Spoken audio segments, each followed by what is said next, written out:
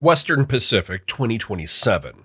Air Force One is flying across the night sky on its way to Guam. On board, the President of the United States is flying straight into the middle of a Taiwan crisis. To the outside world, it looks like just another routine diplomatic trip. In reality, this jet is the most protected plane in the world, built to carry the president and keep the government alive even if Washington itself was gone. But far inland in western China, a mobile launcher fires. One rocket climbs into the sky, then another. Hypersonic missiles, fast, hard to track, and designed to break through defenses, are now airborne. Within a few minutes, they'll be racing across the Pacific, locked onto Guam and the plane flying in. So the question is, can the most protected plane on Earth survive a hypersonic missile attack? And just a quick reminder, this is a sandbox scenario, but I've tried to make it as realistic as possible. Thanks. Air Force One, officially called the VC-25A, isn't just a normal Boeing 747. It's built so that even a powerful energy blast can't shut down the electronics. It has secure radios to command nuclear forces, and a refueling system so it can stay in the air for days.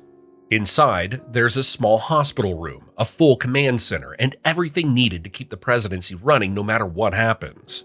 The jet is also loaded with built-in protections. Sensors watch for the glow of missile launches. Jammers drown enemy radar with static noise.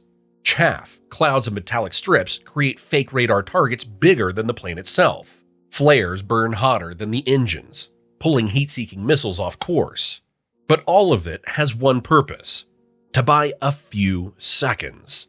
Seconds long enough for the wider U.S. defense network to step in. The danger coming its way is very real. China has 3 types of missiles in range. The DF-17 carries a hypersonic glide vehicle. It flies at 5 to 10 times the speed of sound, skimming the edge of space and weaving side to side as it drops toward its target. The DF-21D, nicknamed the Carrier Killer, is a medium-range ballistic missile with a guidance system that steers it during its final plunge.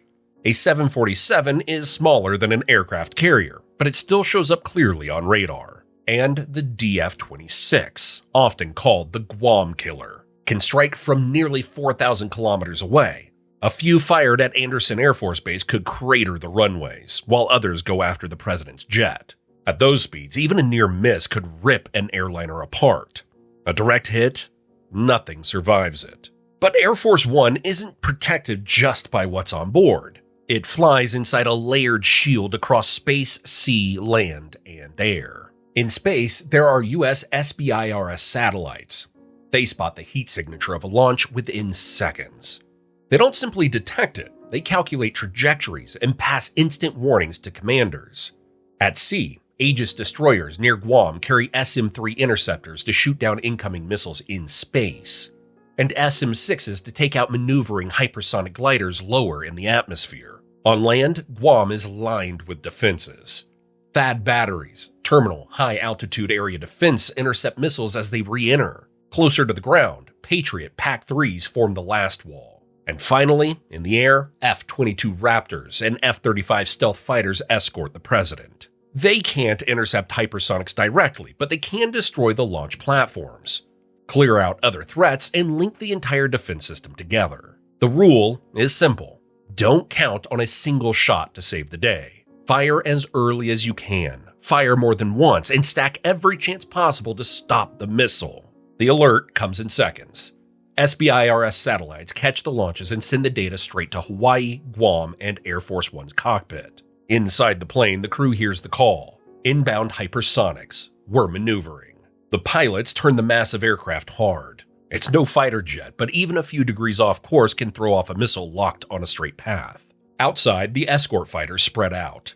An AWACS surveillance plane clears the airspace for interceptors, while a tanker moves into position, ready to refuel the president's jet once the immediate danger passes, if this turns into an all-night chase across the Pacific. 2 minutes after launch, Aegis destroyers east of Guam track the incoming missiles.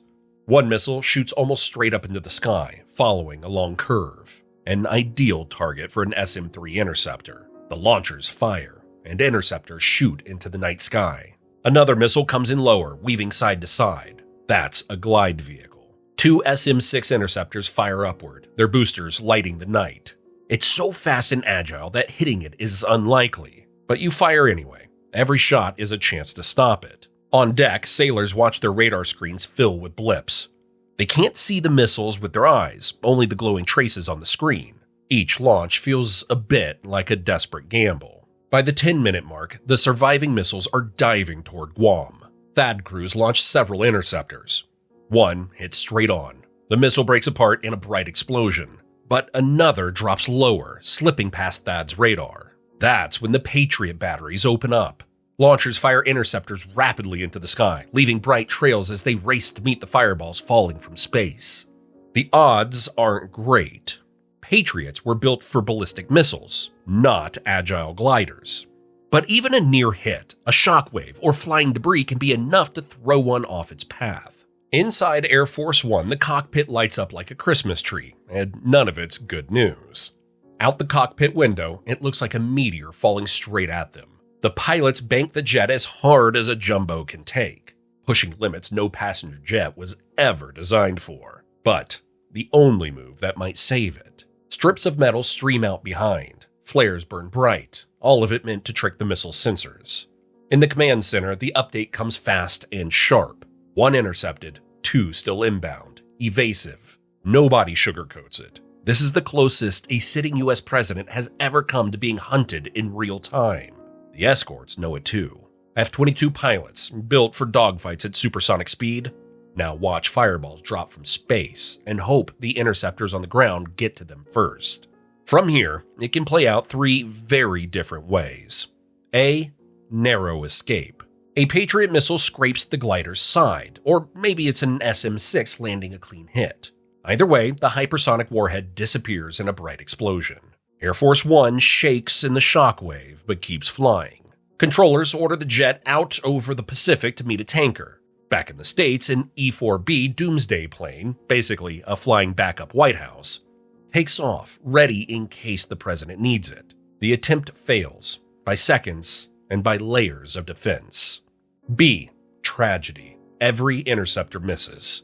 The glider stays locked and slams into the 747 at hypersonic speed. In less than a second, the plane is gone, pieces falling into the ocean.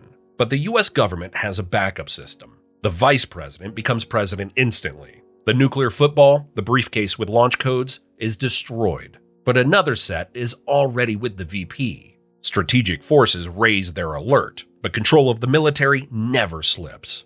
The country takes the hit, but it stays standing.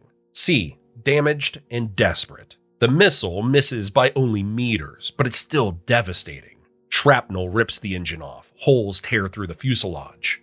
The 747 drops fast, struggling to stay in the air. The crew calls an emergency descent, aiming for Andersen Air Force Base on Guam, if its runways haven't already been cratered by missile strikes. If Andersen is gone, the options shrink to smaller Pacific islands. Tinian, Saipan, or Wake, all old US airfields that could barely handle a crippled jumbo jet. Escorts tighten formation, tankers move to refuel, and the onboard medical team fights to keep people alive. Survival, but only by inches. Guam isn't just a dot in the Pacific. It's the front line of American power in Asia. Long-range bombers fly there. Submarines dock there. Tankers use it to keep everything fueled. If those runways are blown apart, even a surviving Air Force One might have nowhere safe to land. And that's the real danger. A missile doesn't even have to score a direct hit. Just forcing the president to stay in the air, hopping between tankers or shifting command to the E-4B backup jet, can throw the entire system into chaos. No matter how it plays out, whether Air Force One escapes, is destroyed, or barely limps away, the US government doesn't collapse. If the president makes it through, power keeps flowing without a pause. If the president is lost, the vice president takes over instantly. Nuclear codes are reset, orders keep moving, and the military stays under control. That built-in stability is its own form of defense. So, what scenario is most likely? If China launches dozens at once, defenses could be swamped. But that's not our scenario. We're talking about a small salvo, 2 or 3 missiles. Against that, the US layered defense probably works. Satellites spot the launch, Aegis ships fire first, THAAD and Patriot catch what's left. Air Force One turns, dumps decoys, and keeps moving. None of these layers is perfect on its own, but stacked together, they bend the odds towards survival. But even that kind of survival wouldn't look smooth. It would be a sharp turn, shockwaves rattling the cabin, maybe even an engine hit. But the key is this: the jet keeps flying. The president stays alive, and the chain of command stays unbroken. In the end, Air Force One survival isn't about the jet itself. It comes down to whether the entire system around it works, without a single flaw and without a single delay. And now imagine this. What if the Army, Navy, Air Force, Marines, and even the Coast Guard all fought for control of the country? Watch the video on your screen. Thanks for watching.